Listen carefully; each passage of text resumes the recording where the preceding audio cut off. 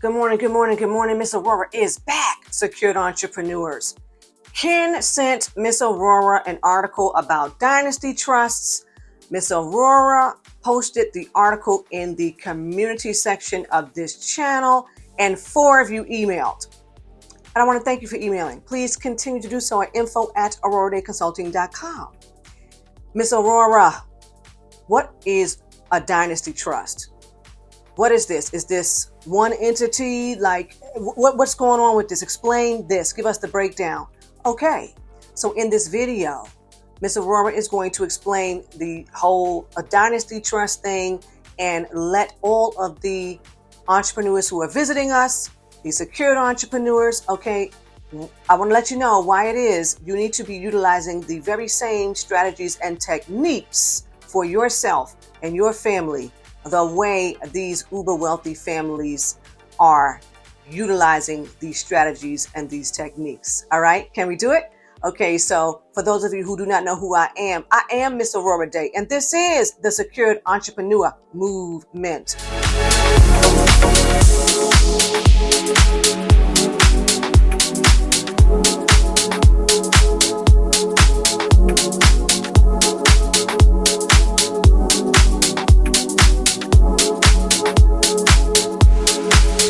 All right, so what these secured entrepreneurs need to know is that a dynasty trust is reflecting an idea of creating a lasting legacy or dynasty of wealth that spans multi-generations within a family. The word dynasty is referring to a ruler or leader within the same family lineage that had or has power and influence for an extended period of time. So in the context of trusts, a dynasty trust is designed to perpetuate family wealth, family values, and control over assets across generations.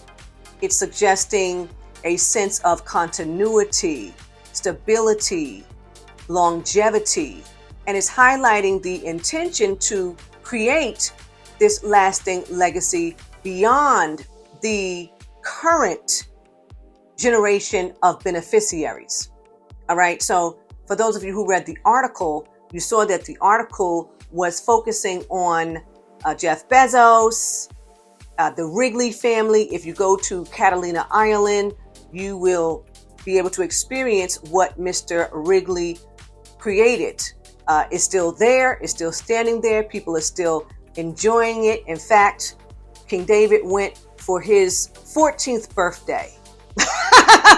When little King David turned 14, right, because he's going to be 16, right? So yeah, when he turned 14, we took him over to Catalina Island. He did not appreciate having to ride on the boat in his carrier. And then when he got there, he was a little bored. Okay, but Mr. Wrigley's legacy definitely lives on, and it is definitely protected. The article talked about another family as well, so please go read it. Now, we know that there are many families who have really, that we know about, who have created these elaborate estate plans. Okay, so what the secured entrepreneurs have to understand is that the dynasty trust is not just one legal entity. It is a series of legal entities. And as you're starting out, your estate may not be as large. You may not have as much money. You may not have as much property, but you have something that you plan to grow. So as you begin to grow in wealth, you will come to understand why it is these wealthy families are putting these series of legal entities together to, first of all, protect the wealth, but also to preserve the wealth. Because we know what they say about once the wealth gets down to the 3rd generation, by that time, it's more than likely squandered or is considerably less than what it would have been or could have been had some dynamic estate planning been put in place. Okay, so the very first reason why you would want to create this a series of trusts and anonymous limited liability companies. You may have some foundations in there. And then, of course, if you have a company, like a majority of these families have companies that will be considered large companies. So they are corporations that employ more than 500 employees, right? So you still need to have the ability to legally avoid taxation. So let me get into this first. So the first reason, wealth preservation. So we know that the Dynasty Trust is enabling these families to transfer wealth across generations. And this is happening while they're minimizing estate taxes and, of course, other transfer taxes. So by leveraging, tax efficient strategies, your assets can grow and they will compound over time. And this is creating the lasting legacy for future generations. Okay, so just bear that in mind. The second reason why these wealthy families are preserving their wealth like this and making sure that they have an ironclad estate plan in place, which is the same reason why you should be doing it, is of course for asset protection, right? So you know that Dynasty Trusts provide a layer of protection against creditors, against lawsuits, against divorces, and other financial risks. Assets held within the trust are shielded from potential threats, ensuring their preservation for the continuing beneficiaries. And then a third reason that I can name is control and governance. Now we know that when we put in specific terms within these trusts, families have the ability to maintain control over how the assets are managed and distributed to beneficiaries. Now, this is allowing for the family values to be preserved along with the goals and the objectives for the long term. And then, of course, the family legacy. The Dynasty Trust is helping families to maintain that sense of continuity and the legacy, by passing down the values, the traditions, the financial resources. And the hope is that it promotes family cohesion and stewardship over the wealth. Now, we know sometimes that doesn't happen for a variety of reasons. We've heard about a lot of that. However, that's the whole objective. That's the point. That's the goal.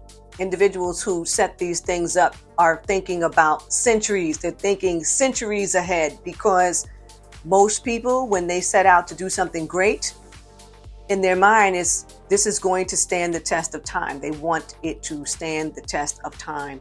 And we have too many examples of that across the world. Okay, it's serious. So secured entrepreneurs, get with it. All right. So remember that this is a wealth cycle. This is a layered wealth cycle. Individuals and families who utilize these entities have the ability to legally avoid taxation for a very long period of time. I'm going to put an illustration on the screen so that those of you who have not seen how the wealth cycle begins can follow what I'm about to say. For those of you who have watched the Mastering Tax-Free Wealth training, you have seen this already. If you have not watched the Mastering Tax-Free Wealth training, go down the link below and watch that training, okay? So some of you are going to start with a limited liability company, which is a pass-through tax entity. You're going to be passing the tax through to another entity, okay? So I explained in the training how that entity is going to be doing banking. That entity is going to begin to build business credit. And at a certain point, that entity would have accumulated a lot of cash, a lot of credit, and the individual who is managing this entity now has the ability to go out and get income producing assets, other income producing assets, right? So now there is some form of holding trust in the mix, because you don't want this entity up here, this limited liability entity, to own anything. You don't want it to own anything, right? So you want to give the ownership over to a certain type of trust. Okay, so it's holding what? Stocks, bonds, real estate, things of this nature. Okay, and then maybe we have another entity that comes in the mix. Maybe we have a family trust. Maybe we have a religious trust. Maybe we have a foundation.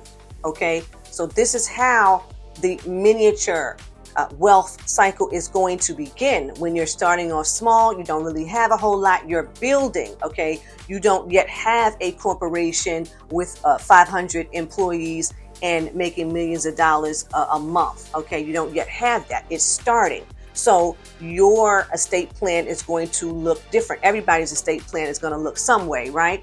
And then let me put the next slide up here where I'm talking about how it's starting with a particular type of trust.